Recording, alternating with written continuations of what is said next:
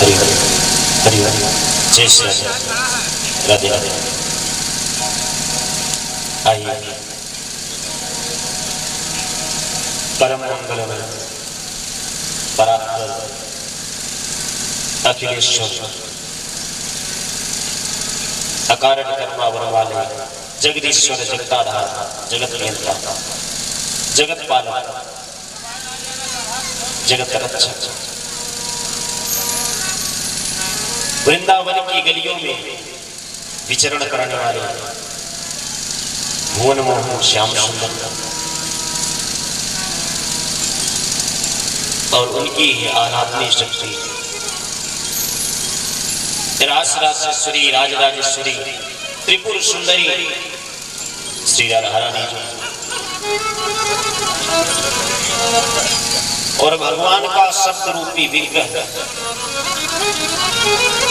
प्रत्यक्ष कृष्ण एवं श्रीमद् भागवत महापुराण माँ जगत जननी जगदम्बा पराम्बा माँ भवानी और माँ भवानी के जीवन नाथ आशुतोष भूतपावन भोले बाबा और आहूत करना चाहूंगा जो कनक मोहन से राघवेंद्र सरकार लखनलाल जी ज्ञानी नामा द्रविण्यम अनंत बलवंत संत श्री हनुमान जी महाराज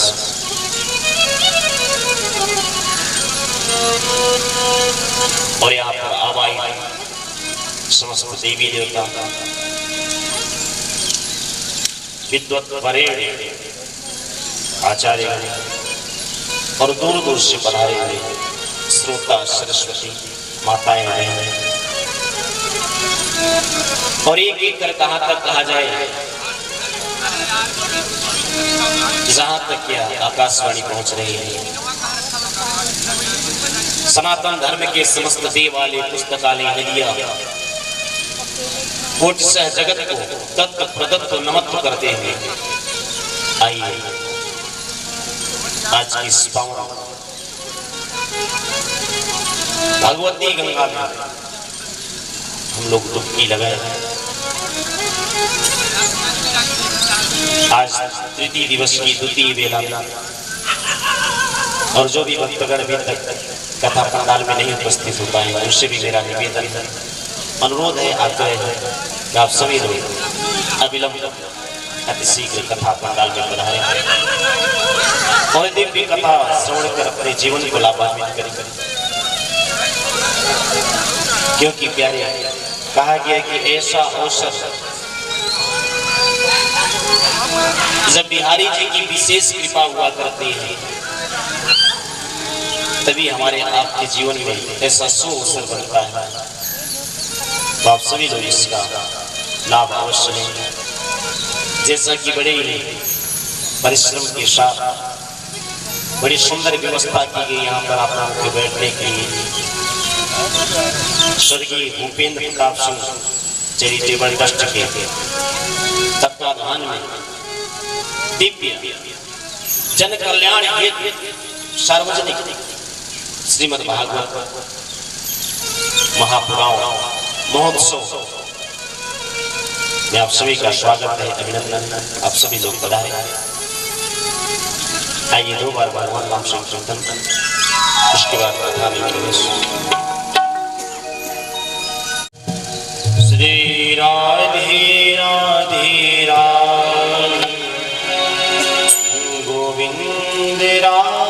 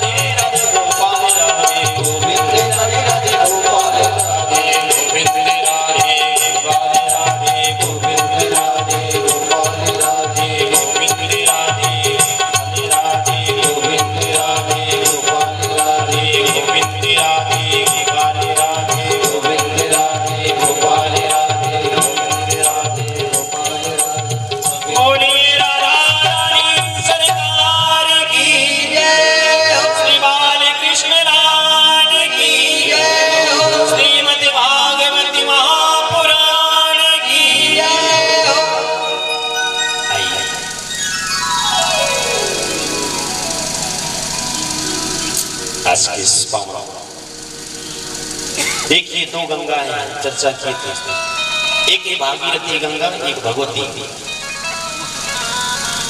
और दोनों गंगा लोगों का कल्याण करती है। अभी तो दोनों गंगा में थोड़ा सी अंतर है। आपको भागीरथी गंगा में जाना पड़ेगा, जाकर के तब गोता लगाना पड़ेगा। लेकिन ये भागवती गंगा ऐसी है, भगवती गंगा की स्वयं बहते बहते आपके इस ग्राम सभा में पहुंच गई। वहां पर जाना पड़ेगा महाराज, और वहां जाकर के आपको स्नान करना पड़ेगा, तब उसका पूर्ण लाभ प्राप्त होता है। और भागवत रूपी जो गंगा है, कहा गया है केवल आप इसमें आकर के बैठ जाइए तो कल्याण हो जाएगा। और एक बात आपसे निवेदन करूं, वैसे तो बहुत बड़ा ग्राम सभा है, लेकिन यहाँ संख्या बड़ी कम रहती है, थोड़ा से विचारने वाला है, क्योंकि इतना परिश्रम करके इतनी दिव्य व्यवस्था आप लोगों के लिए स्वर्गीय भूपेंद्र प्रताप सिंह चैरिटेबल ट्रस्ट के माध्यम से किया गया है, और आप ही लोगों की व्यवस्था है, आप लोगों के लिए है। आप सभी लोग अवश्य इसका लाभ अवश्य बढ़ाएं, क्योंकि प्यारे जब तक इस शरीर में श्वास रहती है, जब तक प्राण रहते हैं, आप चाहकर की समय नहीं निकाल सकते। वो भी भगवान के लिए, राम राम सब चीज के लिए समय निकल जाता है महाराज, नौकरी के लिए, शादी विवाह के लिए, पार्टी करने के लिए, सब के लिए। लेकिन अगर बोलो किसी के भैया चलो कथा सुन लो, बड़ी दिन हो रही है, बोलेंगे समय नहीं है महाराज, मेरे पास तो मरने का समय नहीं है। यहाँ तक लोग कह दे समय नहीं। आप जान लीजिए, जब तलक है जिंदगी फुर्सत नहीं है काम से, कुछ समय तो निकालो कि प्रेम कर लो राम से। क्योंकि कितना भी यहाँ आप धन कमाइए, कितना भी कुछ करिए, बाद में जब आपका निधन हो जाता है ना, तो सब यही रह जाता है सब। और चार काम व्यक्ति को स्वयं करने पड़ते हैं अपने से, ये चार काम कोई दूसरा नहीं कर सकता, ये अपने हिस्से का कार्य है। भोजन, भजन, लगन और मरना। मान लो आपको भूख लगी हो और आपका बहुत कोई प्रिय हो, कोई मित्र हो, जिसको आप हृदय से चाहते हो, उससे बोल दीजिए भैया मुझे भूख लगी है, जाकर के मेरे हिस्से का भोजन करो। वो भोजन तो कर लेगा, लेकिन आपकी क्षुधा की निवृत्ति नहीं होगी, आपकी भूख नहीं मिटेगी। भोजन तो जब आप स्वयं करेंगे तभी आपकी क्षुधा की निवृत्ति होगी, भूख मिटेगी। भोजन भजन, ऐसे ही भजन भजन अपने लिए अपने से करना चाहिए।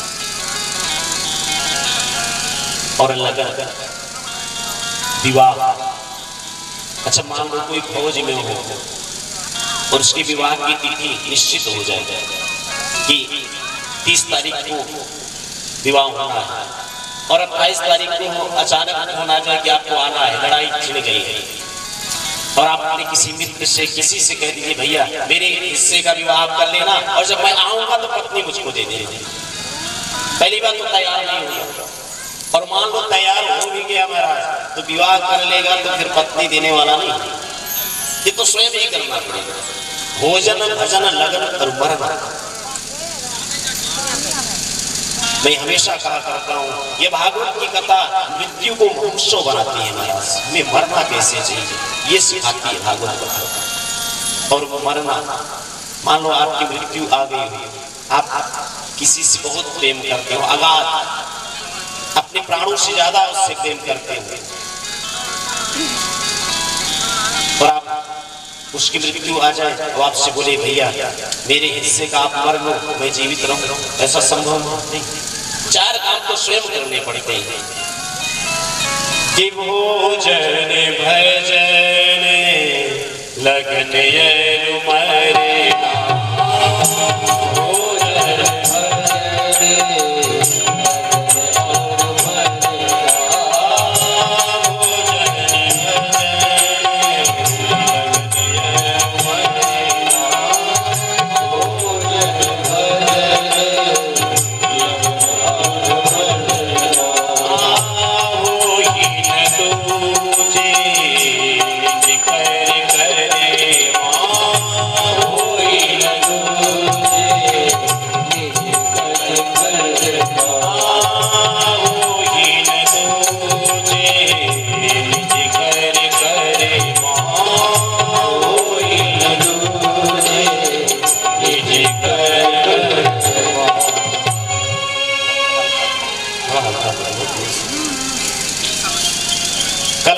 चर्चा कर रहे थे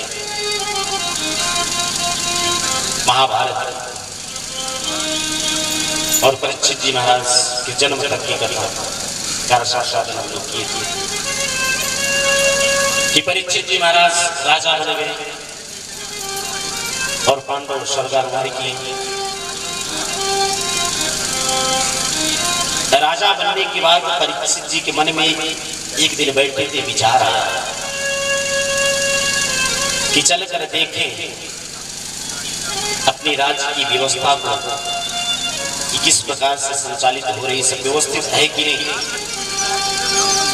पहले तो जाकर के देखते हैं राजकोष और वहां पर जाकर के देखा तो एक जैसे ही राजकोष खोला गया वहां पर सुंदर एक सोने का मुकुट, उसको धारण कर लिया, बड़ा सुंदर लगा। सोना तो सबको अच्छा लगता है, क्यों? सोना तो सबको अच्छा लगता है। राम राम 8 बज जाओ, उठाओ भैया भैया जाओ, कहीं नहीं अभी कुछ दे रहो, चाहे पहनने वाला सोना हो और चाहे सोने के, सोना तो सबको अच्छा। आज परीक्षित जी महाराज को लगा कि बड़ा सुंदर मुकुट है, उसको धारण कर लिया और पहन करके सुदूर जंगल में निकल गए। आज राजकाज की व्यवस्था देखते हुए जंगल में निकले शिकार करने, और जैसे ही निकले देखते क्या है कि एक दृश्य दिखाई दिया। एक बैल जो कि एक पैर पे खड़ा होकर के रुदन कर रहा था और एक गाय उसे समझा रही थी और एक काला काला पुरुष डंडे से पीट रहा था, मार रहा था। मानो बैल जब रो रहा था तो गाय कहती है आप क्यों रो रहे हैं? बैल बोला कि क्यों, क्या बताऊं, यदि मैं ये कहता हूं कि मुझे कोई कष्ट दे रहा है, कोई दुख दे रहा है, तो कहा गया कि सब अपने कर्मों का भोग भोगते हैं, सुखस्य दुखस्य न कोपि दाता। मैं किसको दोष दूं? ऐसी चर्चा सुंदर चल रही थी, तब तक परीक्षित जी महाराज वहां पहुंच गए और देखते क्या है कि काला काला पुरुष बैल को पीट रहा। परीक्षित के राज्य में इतना बड़ा अत्याचार और वो बैल कोई सामान्य नहीं, धर्म है। और जो गाय थी पृथ्वी दिया, क्योंकि धर्म के चार पैर हैं, तप, पवित्रता, दया और दान। कलयुग में केवल एक बचा है, दान। येन केन विधि दीने दान करे, और उसको भी कलयुग तोड़ने का प्रयास कर रहा है। परीक्षित जी महाराज पहुंचते हैं, जैसे ही आवाज लगाई कि रुक जाओ, और अपने धनुष पर बाण चढ़ा करके उसको मारना चाहिए, वैसे ही कलयुग दीनवत शरणम गत, दीनहीन होकर के राजर्षि परीक्षित के पैरों में गिर गया। बोला महाराज मुझे मारिए मत। तत्रिगोमिथुनं राजा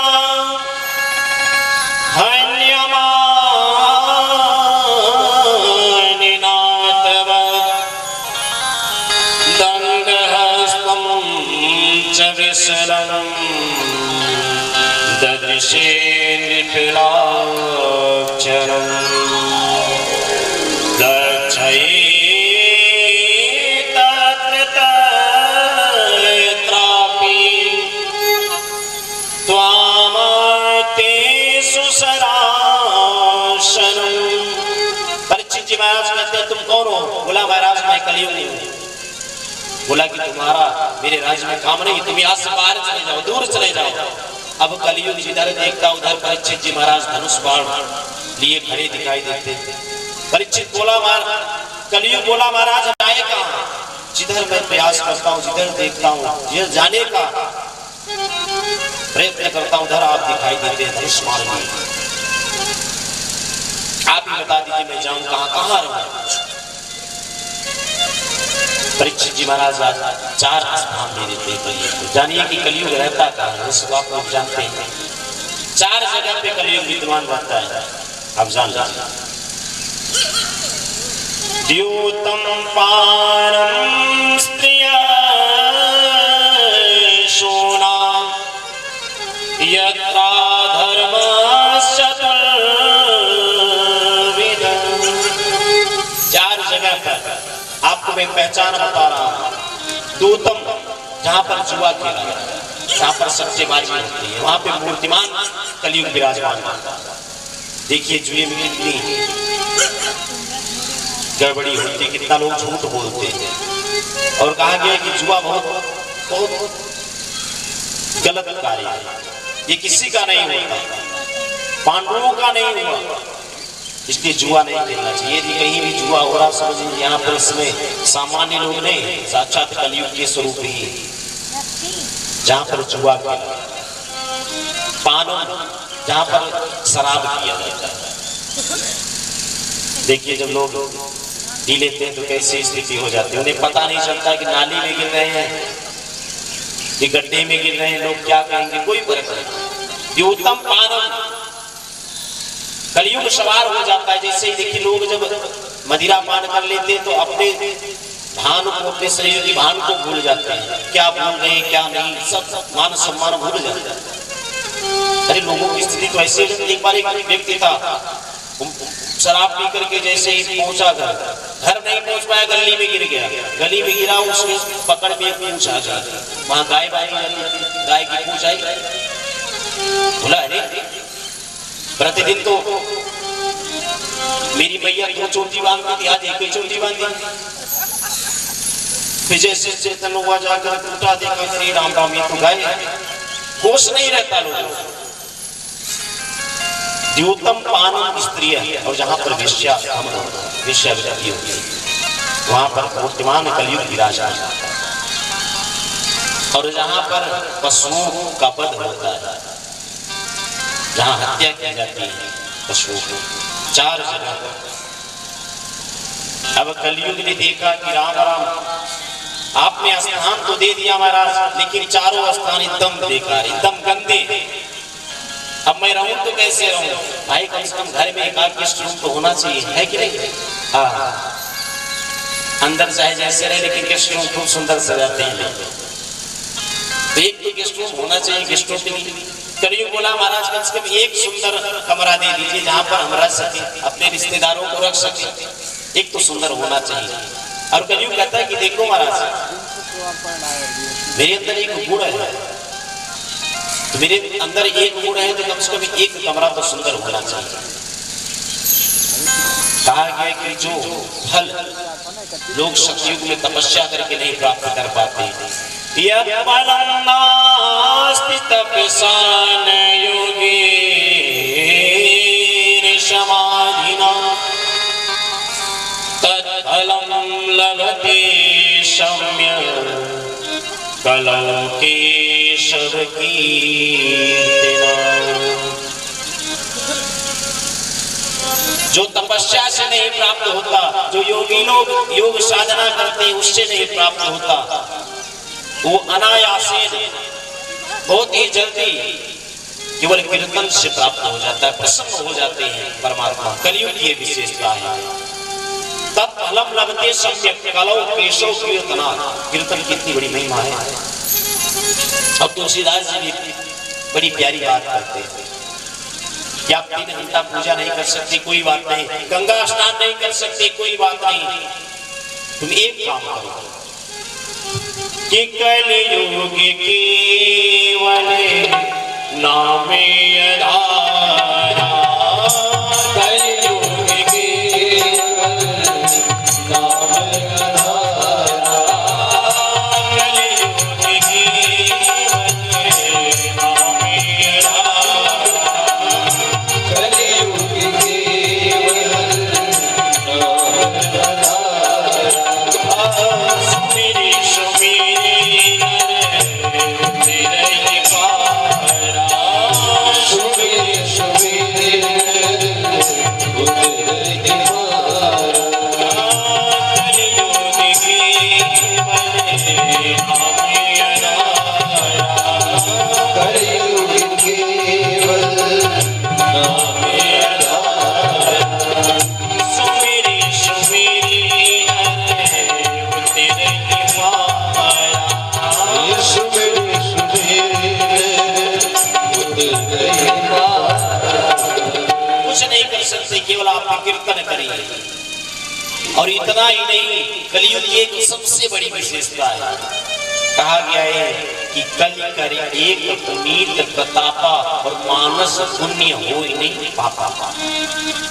जानते हैं कलियुग की विशेषता है, इसका यह प्रताप है कि यदि आप मन में आप कोई सद्विचार लाते हैं, अच्छा शुभ संकल्प लाते हैं और मान लो आप पूरा नहीं कर पाए, केवल मन में ही है, उसका जो पुण्य है आपको प्राप्त हो जाएगा।